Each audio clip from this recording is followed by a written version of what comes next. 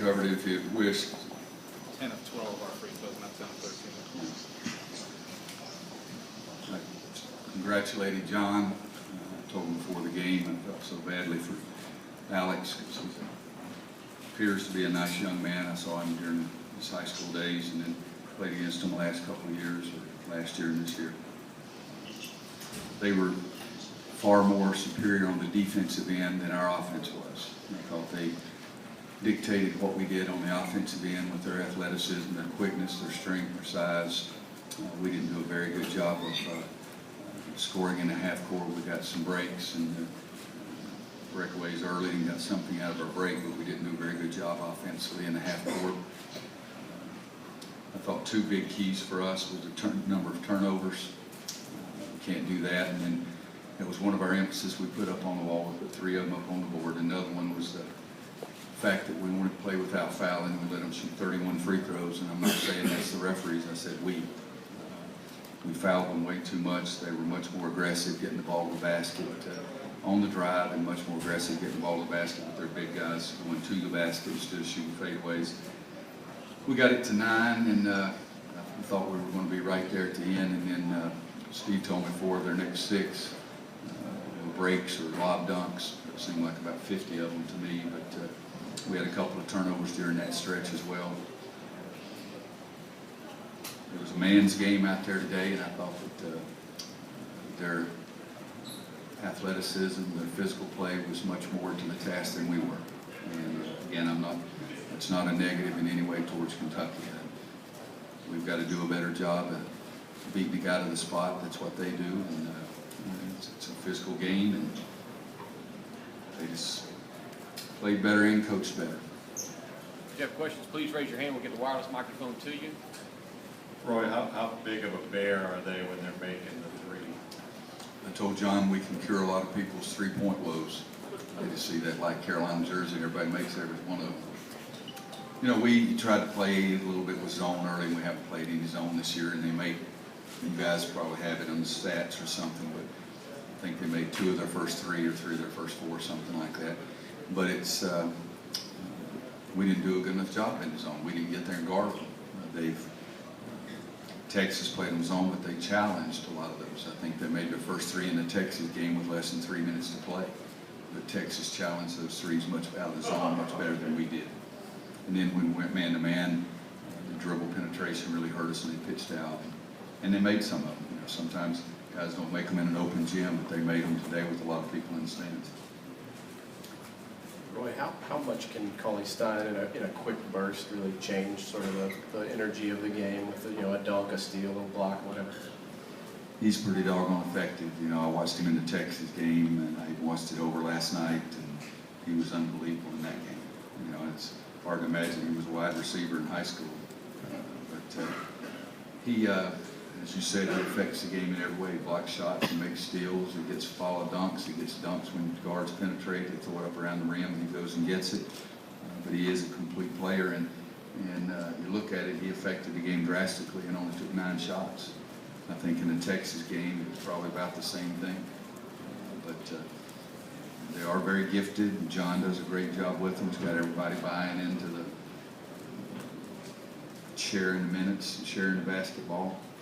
You know, they have 19 assists, 15 turnovers, and an up and down game, and we're trying to press and trying to do some things, and we have 13 assists and 18 turnovers. Their defense was just so much stronger, and I think that was the dominating thing in the game. And Willie is probably spearheads all of that. Roy, yesterday Kentucky seemed stunned by the whole Alex Poythress injury. I'm wondering if there's anything you look for early in the game to see maybe they're affected by that adversely. You know, there's a couple of trains of thought. Coach Smith, I used to always think if you lose a guy, that next game you're going to be so much better because everybody's going to try to pull for, you know, give a little more effort and play even better. But over long term, nobody's going to be better if you lose one of your better players. But I think from reading all the comments in this morning's paper, he's the kind of kid that I think he is from a distance, so it had to hurt everybody. And at the same time, the comments that they made about him would make me think that he might have been challenged in their rear ends in the locker room before the game. Who knows? But it's a loss because he really is a gifted player. They've got some depth, which is going to help them get through all the things, but you hate, like I said, you hate for something like that to happen to the kid. Why was Marcus able to get more looks in the second half? And if you're going to look at a positive, we saw some signs of second half Marcus from last year. Yeah, he made some shots. You know, we've been talking about his shot a little bit. There's nothing mechanically wrong with his shot. He probably needs to get his feet set a little bit more. And but 4 times today he went up in the air to shoot the ball, and their defense was so good he had to pass it. But he did get a couple of looks, and he made a couple of tough ones. We need him to shoot the ball like that, but we need some other guys to step up and make shots also. I mean, we shoot 56% in the first half, 54% in the first half, and then you're not going to beat Kentucky at Kentucky when they're a real good team shooting 38% in the second half.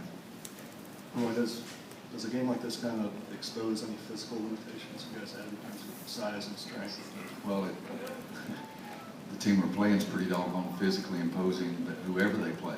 You know, I said in the press conference yesterday, somebody said that Portland Trail Blazers are the only team in America that was taller. And, so physically, they're going to show a lot of people some limitations, but you've got to try to counter that with something that you do well yourselves. And we didn't do a very good job of sharing the ball and spreading the floor and being patient. We took some of the worst shots today that we've taken all year, but I think it's because their pressure took us out of our comfort zone. Coach, Bryce gave you a good first half earlier, to your right. Yeah. Did they do anything to limit his effectiveness in the second half? Well, they gave us some good looks early because it was on the break and a couple out-of-bounds plays and things like that. In the second half, I think you made 1 field goal, I think is all. But their big guys are good. They had 12 steals and 5 blocked shots, and a lot of that was their big guys. I saw Willie diving on the floor. I saw Dakara diving on the floor. Bryce did hurt them in the first half, but most of it was in the open court. Roy, you've had some teams with a lot of good players on them, and they've managed to handle the minutes and everything. What's the key to having a lot of depth and having guys accept roles like that? You know, it may be even more of a challenge for John than anything that I've gone through. I've always said I could get 9 guys enough playing time, 8 easily, and 9 guys enough playing time to keep them happy. You know, and John was trying to get 10, and you know, I don't know what he's going to do because that's the reason they pay him all that money to make those big decisions like that. But you have to have special kids, I'd say, is the first thing. That they have to be concerned about the name on the front of the jersey. They have to be willing to give in. I've got wonderful kids in my locker room, and we've got to be concerned about the name on the front of the jersey a little more. But if I had to pick one thing, I would, of course, say the size or athleticism. I guess that's 2 things. But the next thing that's most impressive about John's club to me is how unselfish they appear to be.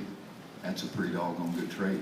And when you add the size and athleticism and add their willingness to work really hard defensively, now you're painting a very complete picture. But I think it's the character of the kids, and they trust John, John's staff. I mean, those guys have all been around for a while, and I think their kids trust the staff that if you give in of your own selfishness and become more unselfish with playing time, with shots and everything, at the end, the players will be taken care of. I really believe that. Our 2009 team, all those guys tested the waters, and they came back and just trusted each other, and everybody worked out okay. So I think they've done a nice job with good kids. Coach, before the game, you said you put 3 keys on the board: turnovers, playing without fouling. What was that 3rd key? It must not have worked because I can't freaking remember it. That's just being honest. You know, give me a couple of seconds right now. I'm too ticked off to think about any bullshit like that. Anybody else got anything? Excuse my language. Thank you very much. Thanks, guys.